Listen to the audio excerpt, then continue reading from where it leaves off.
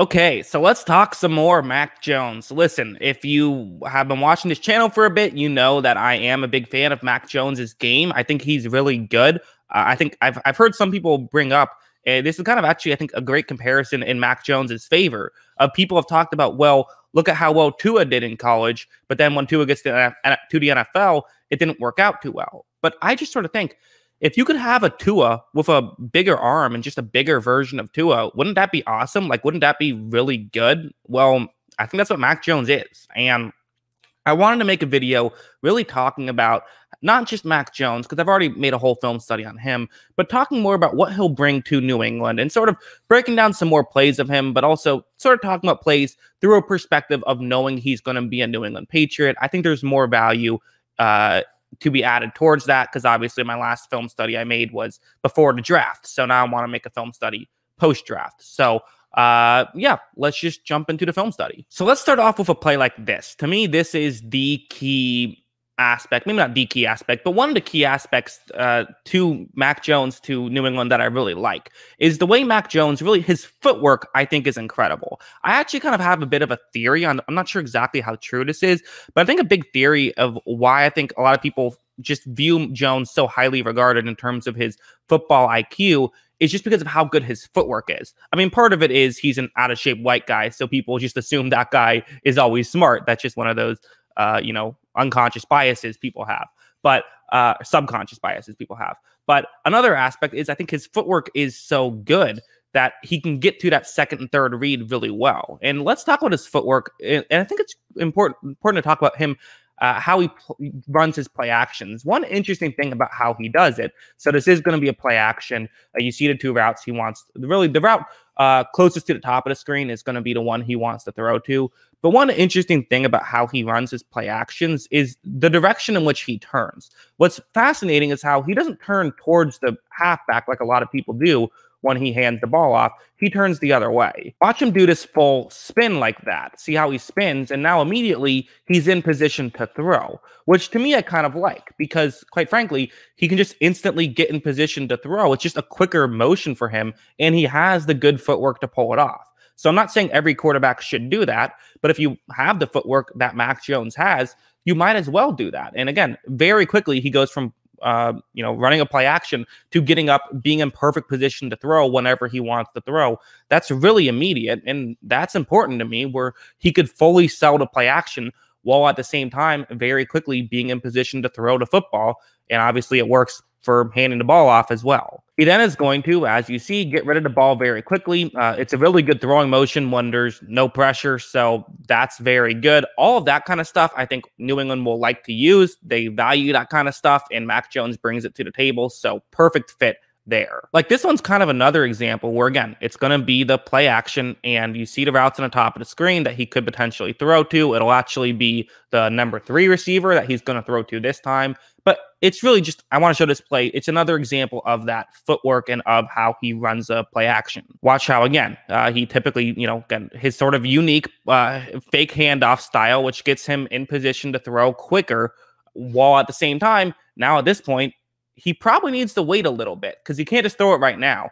And again, sometimes I think when guys, are in this play action mode, their mindset is the second they can throw, they try and throw. But sometimes you need to be a little bit more patient. Of course, not all the time. And there are players who are too patient as well. But a lot of times some of these guys can be a little bit too quick. Jones is not that guy. Watch him just wait just that little split second. Nothing crazy, but it let the receiver get that much more open. And it was also a perfect throw. So again, the guy's very accurate and has very good footwork. Those are two qualities that obviously New England values a lot. There's that Tom Brady guy who was pretty good at both of those two things. So not saying Mac Jones will be Brady. That's unfair expectations for him to live up to, but he could be pretty good. And now let's talk about something like this. So I want to talk about his sort of football IQ for a bit. Is it a bit overblown? I guess. But there is some legitimacy to it. Like, he does definitely do some things that I'm like, okay, I don't see that from Justin Fields. I don't see that from somebody's. I don't see that from Trevor Lawrence. I don't see that from some of these other guys that are, of the Big Five. In fact, I'm not sure if I see a play like this from any of the other Big Five, with Zach Wilson and Trey Lance included. I think that he's really good at this kind of stuff. So it's going to be zone coverage, a cover 3 zone.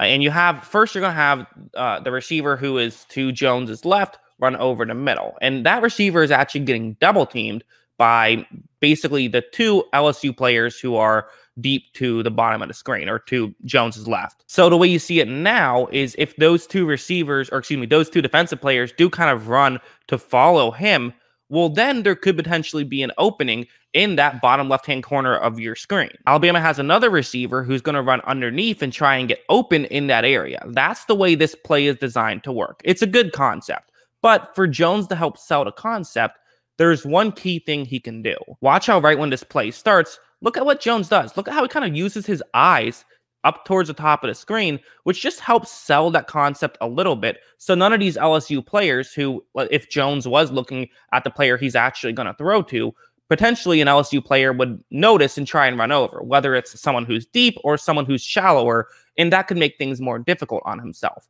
Quite frankly, Jones does this stuff a lot. I talked about in my first video, he uses pump fakes to help himself out. It kind of reminds me a bit of Rich Gannon. If you remember Rich Gannon back from the, he was the guy who took the Raiders to the Super Bowl in 2002.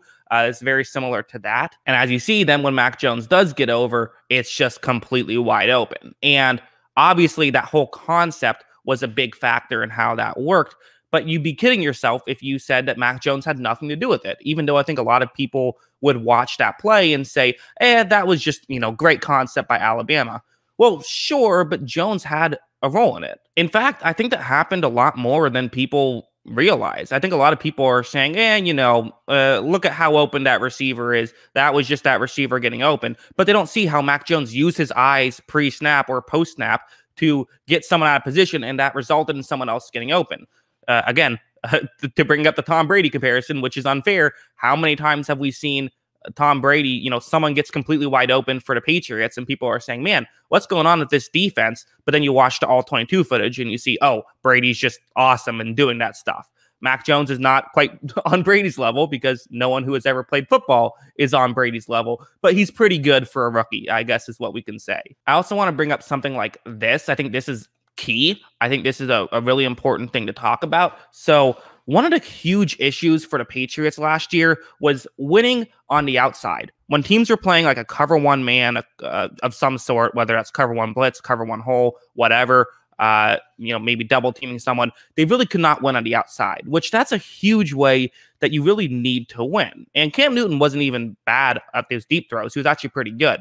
But my point is that Mac Jones is really good at these deep throws, and that could be a way that New England could win on top of course, the biggest issue is New England just needed better receivers and have done a lot to address that. But this concept is exactly like what I'm talking about. Typically, it would be the plus receiver or the number one receiver who's the main guy you try to throw to. This is the number two receiver. But other than that, it's the same idea. And watch how right when this play starts. So you're going to notice that it is going to get open. Jones makes this throw. So there is an opening right here. It's not wide open, but watch the throw. I mean, that's just a thing of beauty. Perfectly accurate. Couldn't ask for anything better than that. That's just a great job by Mac Jones, quite frankly. Let's now go over to this play. I know there's no graphics on the screen. I've paused it. It will play in a second. One of the key issues with Mac Jones is kind of not necessarily pocket presence, because I do find his footwork very good. He's good under pressure. Just the main issue is he sometimes gets a little panicky under pressure. And, people talk about the Georgia game. He made some really questionable throws just in terms of he panicked, and it's a totally fair criticism. The one thing I will bring up is that the New England offensive line is great, so it's a good situation for him. But anyways, watch how on this play, there's not really any pressure, but he still throws it wild. And I've compared, it's called sort of a baseball throw. This is something I brought up in my first video. It's a real issue that he has in his game, and he needs to work that out. But my thing is that I think he can. I think really when it comes down to it, I would say every quarterback has some issues. Even Zach Wilson, I would say, has the least amount of issues, but you could still find things to criticize. He takes a few too many gambles, probably. Trevor Lawrence definitely takes a few too many gambles and plays in a very college offense. Obviously, those guys both have sky-high potential, but you can find things to criticize. You can find things to criticize with. I mean, it's hard with Lance just because he barely played, so his criticism is basically just there's a small sample size. And then obviously Fields has his, how he handles pressure and his throwing motion tend to be the key things. And also the whole one read thing, which is a bit overblown. You can find things to criticize with everyone. To me, it's probably a lot easier for Mac Jones to just say, like, go up to him and say, hey, don't freak out that much under pressure. Try to take a little bit out of it.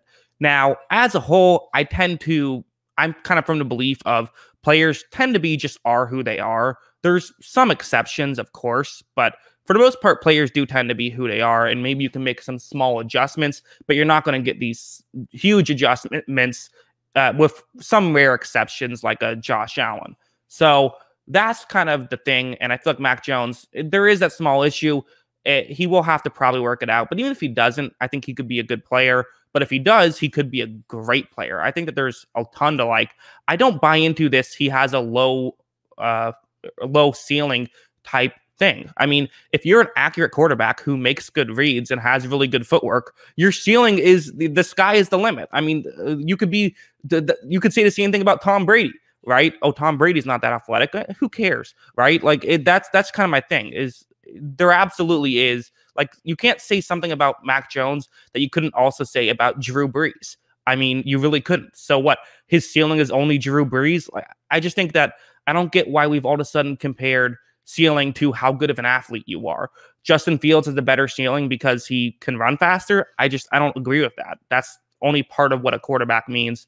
I like a lot of what Mac Jones can bring to the table, and I think it's a great fit in New England. That's what I think. What do you guys think? Let me know in the comments below. Always love hearing from you. And of course, as always, thanks for watching.